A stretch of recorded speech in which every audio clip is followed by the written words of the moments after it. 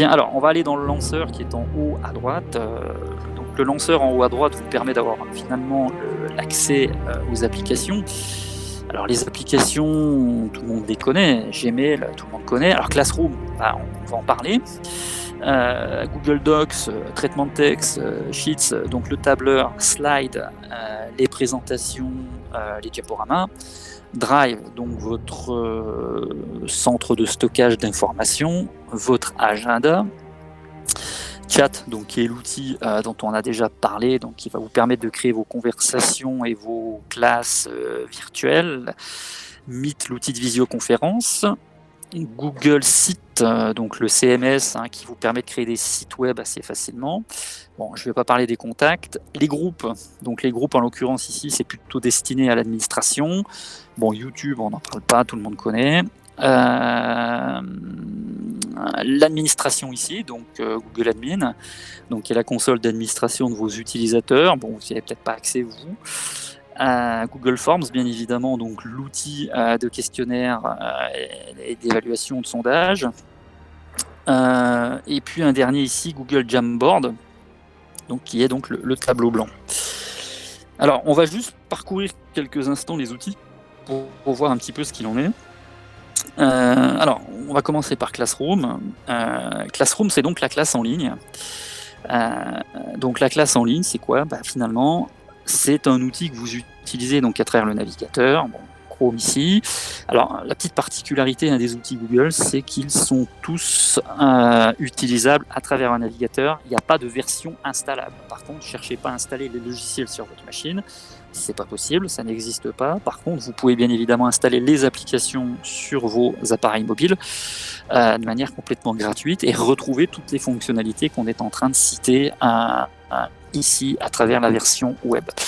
Donc ici, on peut créer des classes dans Google Classroom. Donc le petit bouton plus ici vous permet deux choses. En haut à droite, soit de rejoindre un cours.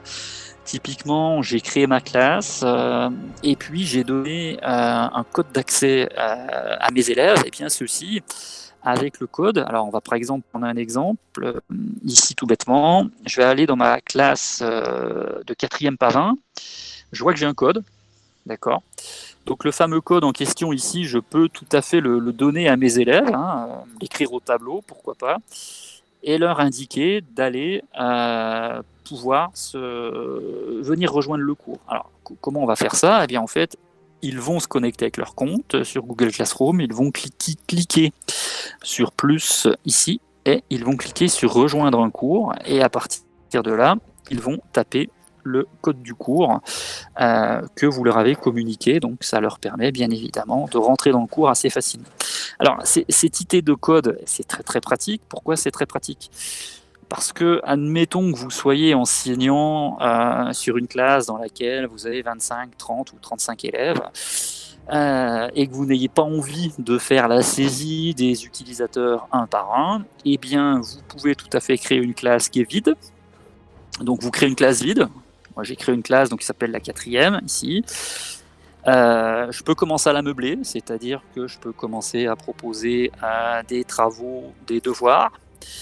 Pourquoi pas. Et puis à un moment donné, eh bien, si j'ai envie de me faciliter la vie, je vais aller récupérer finalement le code de la classe en question. Donc ici, code de la classe en question, que je surligne ici en haut. Et donc je vais l'écrire au tableau et je vais demander à mes élèves de faire l'effort de rejoindre le cours. Voilà, ça peut être une façon assez simple. On peut voir quels sont les participants du cours. Là, vous pouvez cliquer donc sur le petit bonhomme inviter des élèves ici et vous allez pouvoir inviter les élèves manquants assez facilement. Voilà, donc ça c'est une manière assez simple que de mettre en place une classe, inviter les participants d'une manière ou d'une autre, soit vous les invitez, soit eux-mêmes rejoignent la classe.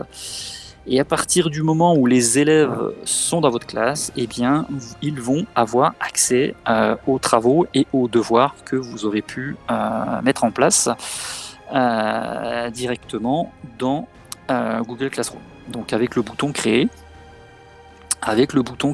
vous allez pouvoir créer des devoirs, créer des questionnaires, des questions, de la documentation, donc mettre en place de la documentation, réutiliser bien évidemment des choses que vous avez déjà faites, et puis créer ce qu'on appelle des thèmes, des topics, tout simplement, des sujets à trier l'ordre d'apparition de tous les éléments que vous créez.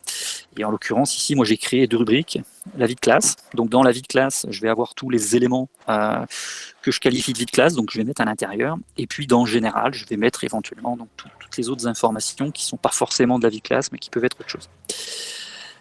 Alors Google Classroom, donc vous créez vos travaux et vos devoirs. Donc c'est la partie assignment qu'on a citée tout à l'heure. Alors évidemment, vous avez la partie carnet de notes, c'est-à-dire que vous allez retrouver typiquement le carnet de notes de vos élèves avec sur chaque devoir les différentes notes pour chaque élève qui vont apparaître avec le calcul de la moyenne automatiquement. Alors ici, j'ai pas remis de devoir à jour, donc pour l'instant, j'ai pas de nouvelles notes, mais sur la session de la semaine prochaine, on verra comment on peut générer des notes avec un devoir, comment on peut mettre des appréciations. Tout ceci assez facilement, sans véritablement beaucoup d'efforts, puisque on le voit très bien, l'interface est quand même relativement simplifiée. Les fonctionnalités sont assez simples, sont lisibles, c'est assez accessible. Donc ici, on est dans ce qu'on appelle le flux. Donc en fait, pour chacune de vos classes, vous allez avoir un flux d'informations qui va apparaître et qui va finalement être la synthèse des événements qui se déroulent finalement dans votre classe à tout moment. Bien. Alors, voilà. Donc ça, c'est pour la partie Classroom. Alors la partie Classroom, évidemment, donc je peux avoir autant de classes que je le souhaite. Je peux archiver des cours.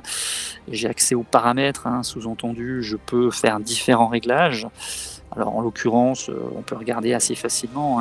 Je peux limiter les commentaires. Je peux éventuellement envoyer des devoirs aux élèves ou pas, activer ou désactiver les fonctionnalités. Et puis aussi donc la notion d'agenda, puisque vous avez un agenda par classe. Et donc en fait l'agenda que vous allez créer ici dans votre Google Classroom, vous allez pouvoir le retrouver dans d'autres outils, et en l'occurrence à chaque fois que vous ferez allusion à un agenda dans les autres outils, eh bien, vous pourrez parcourir tous les agendas que vous avez mis en place dans vos classes et sélectionner l'agenda qui va bien, donc en lien avec ce que vous voulez faire. Bien, donc ça c'est la partie Classroom. On va voir rapidement la partie chat.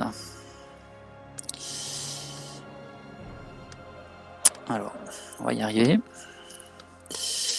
Toujours un petit problème de souris. Voilà, donc la partie chat, qui est donc un bon complément de Google Classroom. Alors, on voit qu'il y a des approches philosophiques un petit peu différentes suivant les éditeurs. Donc, on voit que Google a fait le choix de partitionner les outils et pas d'avoir un outil tout intégré, comme d'autres éditeurs. En fait, il y a Classroom d'un côté, donc qui va vous permettre de gérer vos devoirs, les participants de la classe, gérer les notes, et puis faire des annonces qui sont communes à toute la classe. D'accord ? Donc ça, c'est le premier outil qui est Classroom. Il y a un deuxième outil qui est Chat, qu'on a ici sous les yeux, qui va vous permettre de créer des conversations un peu plus privées. C'est-à-dire que dans le Classroom, on peut certes avoir des conversations, des choses qu'on peut se dire, mais c'est très général et ça s'adresse à tout le monde. Ici, en fait, dans Chat, vous avez la possibilité de créer des conversations donc, de groupe, c'est-à-dire discuter avec 2, 3, 4 ou 5 personnes, créer des salons. Donc dans notre cas ici, les salons, ça va être un peu l'équivalent des classes qu'on retrouve dans le Classroom, c'est-à-dire qu'on va pouvoir créer un salon de la 4e, un salon de la 6e B, un salon de la seconde 3 par exemple. On va donc aussi avoir la possibilité d'installer ce qu'on appelle des bots dans vos différentes conversations et donc de proposer certaines fonctionnalités automatiques. Alors, ici, on voit que j'ai déjà créé 3 conversations. Donc, j'ai des conversations avec différentes personnes. Donc, ici, j'ai 3 personnes. Ici, j'en ai 3 autres. Ici, j'en ai 3 autres également. D'accord ? Donc, ça, les conversations sont assez simples à gérer puisque vous pouvez envoyer vos messages à tout moment et vous pouvez faire des liens avec Google Drive, avec Google Meet. utiliser des emojis, mettre des documents, donc charger des documents, ça c'est tout à fait facile. Et puis, au niveau des rooms, ce qu'on appelle rooms, donc plutôt les classes, les classes virtuelles ici, on va pouvoir recréer ce qu'on trouve dans Classroom. Donc l'équivalent de la 4e Pavin, je l'ai créé ici. Donc j'ai créé une classe dans laquelle, encore une fois, j'ai rapatrié tous mes utilisateurs de ma 4e Pavin, et dans laquelle ici on a un autre fil de discussion. Sur lequel ici, cette fois-ci, j'ai des fonctionnalités plus avancées sur laquelle je peux utiliser un petit bot. En l'occurrence, ici, vous voyez, par exemple, j'ai intégré Polly, qui est un petit bot, dans la discussion, dans la liste de discussion donc, de la 4e Pavin. Et j'ai fait un petit sondage. Avez-vous compris le cours sur les équations du premier degré ? Oui, non.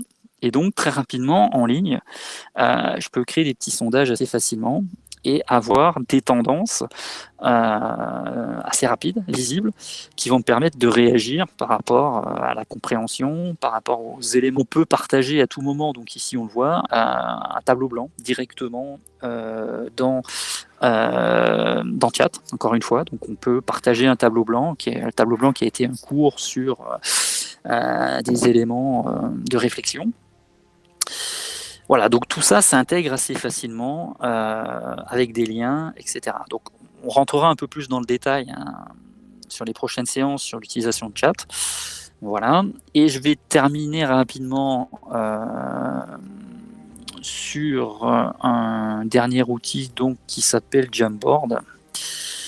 Et donc Jamboard, c'est le tableau blanc, comme vous l'avez compris. Alors l'idée du tableau blanc est simple, enfin tout le monde connaît cette idée du tableau blanc, c'est de pouvoir avoir donc à tout moment, en cliquant sur le petit bouton plus en bas à droite ici, on peut créer un nouveau tableau. D'accord, donc je peux créer des nouveaux tableaux à n'importe quel moment, donc je peux en créer un tout de suite s'il le faut. Voilà, donc je crée un nouveau tableau blanc. Ce nouveau tableau blanc, ça peut être le tableau blanc du cours de maths du ici 30 septembre. Voilà. Donc je crée ici mon tableau blanc. Donc l'idée, c'est que vos tableaux historisez vos différents cours à travers vos séquences. Donc finalement, vous avez un historique de tout ce que vous avez pu écrire sur le tableau blanc. Alors le tableau blanc que je manipule ici, vous pouvez bien évidemment le rétro-projeter, le vidéo-projeter sur votre vrai tableau blanc dans votre salle de classe. Ça, c'est un premier point. Mais deuxièmement, vous pouvez également le partager avec vos élèves à distance. Donc ça fonctionne très bien à distance aussi. Et troisièmement, c'est collaboratif, puisque vous avez un bouton de partage en haut à droite ici, qui vous permet d'inviter des utilisateurs sur votre tableau blanc. Donc si vous commencez à nommer des utilisateurs, par exemple, moi je vais inviter Ada Lovelace, qui est une de mes élèves, à écrire sur mon tableau, eh bien, il suffit juste que je l'invite, et comme ça, Ada va pouvoir se connecter avec son compte sur mon tableau et venir écrire en même temps que moi. Donc, qu'on soit en présentiel ou qu'on soit en distanciel, on peut tous interagir sur le tableau blanc. Donc il n'y a plus de limite physique, si vous voulez, au fait d'intervenir sur un tableau, qu'on soit dans la salle ou pas. Donc ça, c'est intéressant. Et puis au-delà de ça, eh bien, on a la possibilité sur un tableau blanc d'en avoir plusieurs par la suite, c'est-à-dire que je peux rajouter des cadres supplémentaires.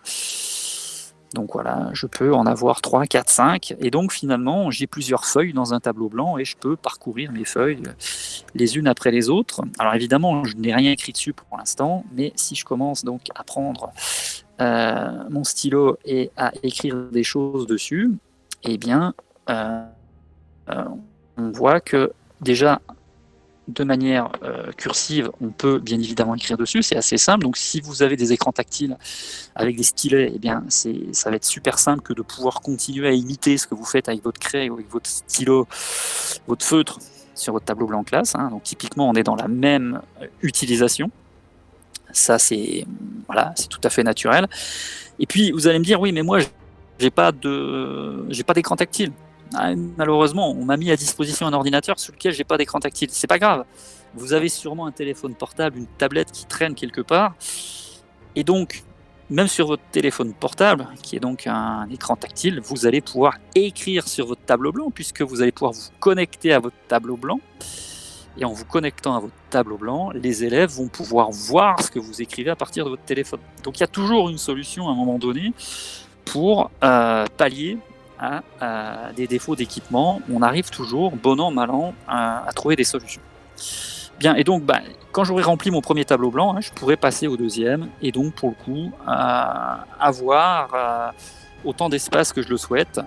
Et puis, si je veux aller plus loin, à ce moment-là, je peux carrément acquérir un Jamboard, donc un vrai Jamboard, donc du hardware, donc du matériel, qui sera un joli écran dans votre salle, et dans lequel vous aurez encore plus de fonctionnalités, puisque vous aurez la reconnaissance de forme, la reconnaissance d'écriture, donc tout un tas de choses qui vont un peu plus loin que ce qui est proposé par Jamboard ici.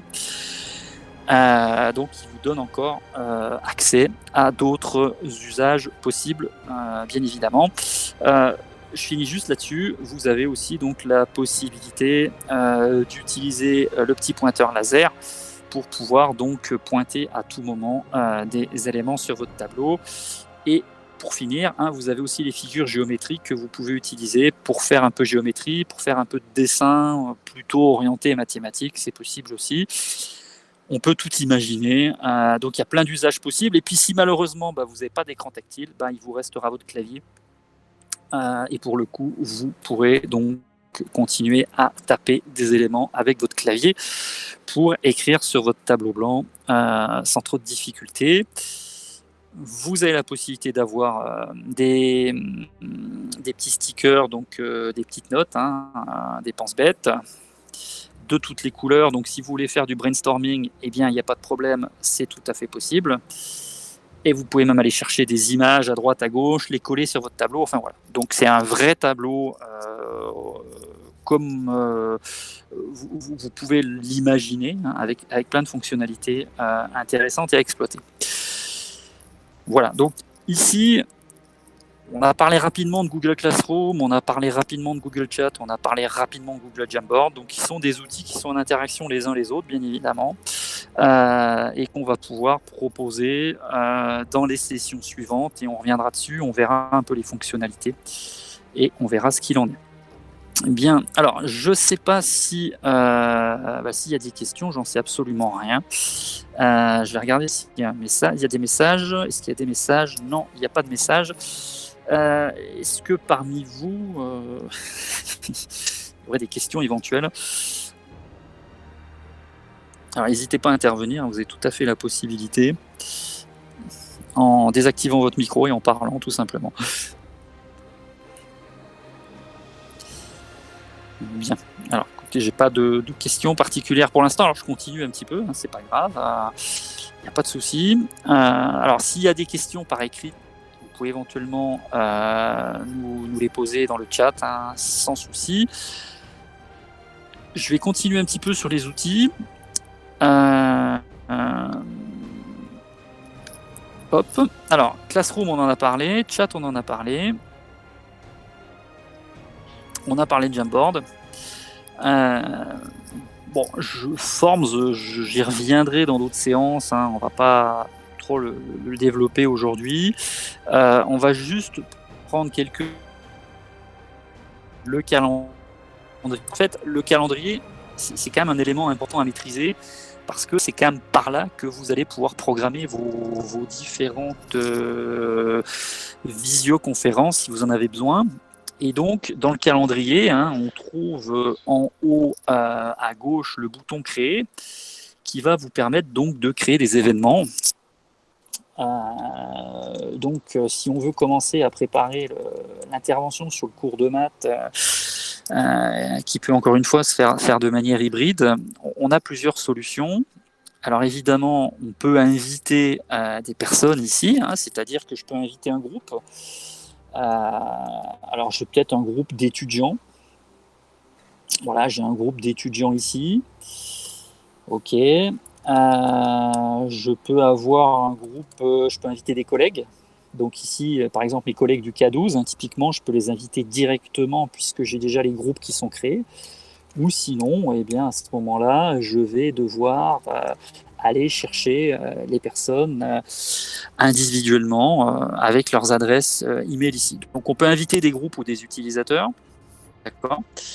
Ça, c'est une première chose. Alors évidemment, on peut régler les horaires de début et de fin. On a automatiquement donc un lien qui est généré. Et c'est le lien meet.google.com ici que l'on a, qui sera diffusé et qui devrait être diffusé pour que vos participants puissent le rejoindre. Donc ça, c'est important.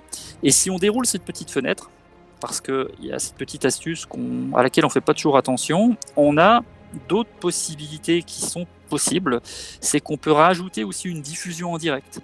Alors là, ça veut dire qu'en fait, tous vos événements ils sont doublés. Ça veut dire que la session peut se jouer de manière conventionnelle dans Meet, ça c'est le premier point. Elle peut se faire de manière complètement interactive, c'est-à-dire que les participants peuvent poser les questions. Et puis il y a un deuxième lien qui est possible aussi, c'est de suivre l'événement en streaming. C'est donc de suivre l'événement mais de ne pas pouvoir interagir. Donc en fait, sur un meeting que vous programmez, sur une visioconférence que vous programmez, vous pouvez définir deux liens. Et il y a deux types d'accès possibles. Soit il y a un accès avec de l'interaction, soit il y a un accès qu'avec un public qui ne pourra que écouter ce qui se passe et pas interagir. Donc après, c'est au choix. Vous pouvez évidemment avoir qu'un seul canal ou deux canaux, comme vous voulez. Sachez que les événements en direct, c'est très bien aussi pour faire ce qu'on appelle du broadcast. Si vous voulez diffuser de l'information complète à un campus, eh bien évidemment, ici, il faudra plutôt faire de la diffusion en direct. Alors quand on est sur des réunions pédagogiques, vous savez, les grandes messes de rentrée, ou les grandes messes qui ont lieu éventuellement avant chaque vacances, pour faire un peu le point sur l'établissement, sur le projet d'établissement, sur la vie de l'établissement. On sait très bien que souvent, les salles, quelquefois, on n'a pas toujours de grandes salles pour réunir tout le monde, et donc on peut tout à fait relayer l'information dans d'autres salles par un système de diffusion en direct, c'est tout à fait possible. Et dans le contexte sanitaire, encore une fois, pourquoi pas imaginer ce scénario de pouvoir éventuellement restreindre les différentes personnes par salle et d'avoir de petites assemblées dans différentes salles et de pourquoi pas faire des diffusions en direct avec ce système de streaming auprès de tous les participants et de pouvoir recueillir éventuellement les questions-réponses dans chat, par exemple. C'est tout à fait possible pour créer de l'interaction. Donc, on peut imaginer tous les scénarios possibles. Alors, évidemment, vous rajouterez un lieu, c'est clair. Alors, évidemment, aujourd'hui, on a beaucoup d'événements qui se jouent dans Meet et pas forcément physiquement. Donc, on pourra mettre Meet comme endroit où se déroule l'événement, et une fois que vous avez finalement paramétré tout ça, eh bien vous l'enregistrez.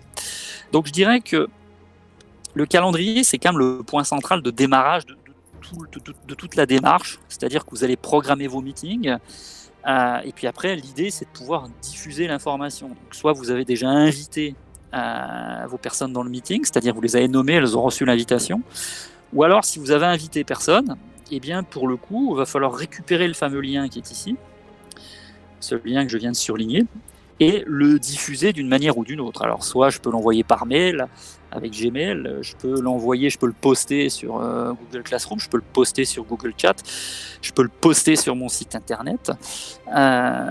J'ai plein de possibilités de diffusion de ce lien, mais il est nécessaire que les personnes qui doivent se connecter à votre meeting aient en possession le lien qui va bien pour qu'elles puissent se connecter et donc participer. Alors vous pouvez donc après, une fois que votre événement est programmé, comme il l'est ici, modifier le paramétrage, bien évidemment, modifier l'heure, voir si l'événement se déroule toute la journée, etc., etc. Rajouter des participants à tout moment, je peux rajouter des participants sans problème.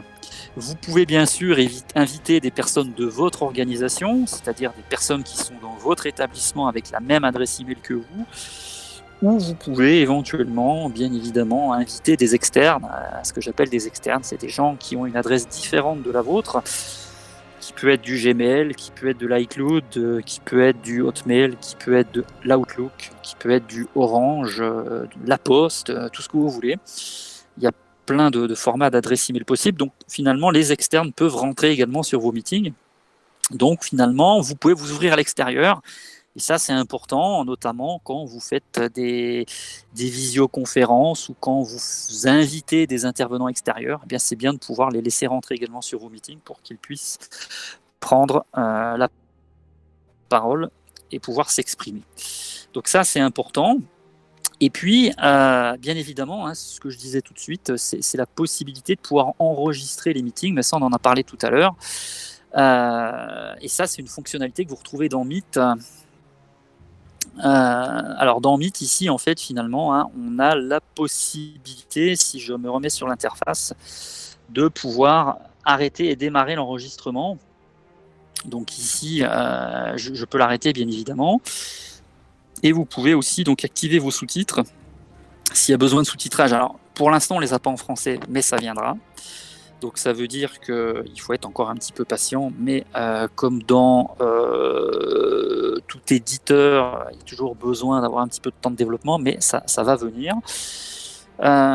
Si je prends Meet rapidement, on a donc la liste de vos participants, donc ça veut dire que quand vous faites votre cours et que vous le déroulez sur Meet, eh bien vous avez vos élèves qui apparaissent ici, vous pouvez contrôler leur micro bien évidemment.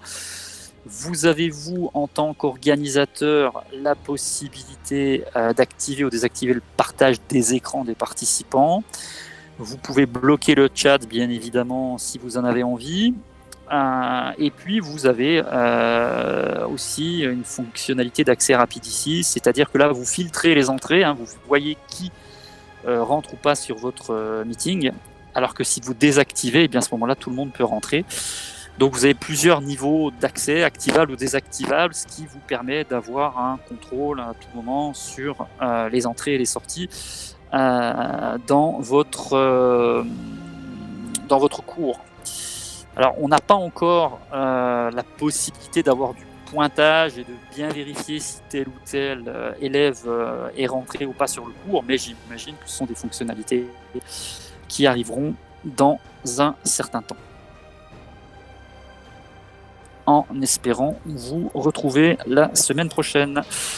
Bon après-midi à vous, bon courage, à bientôt, au revoir.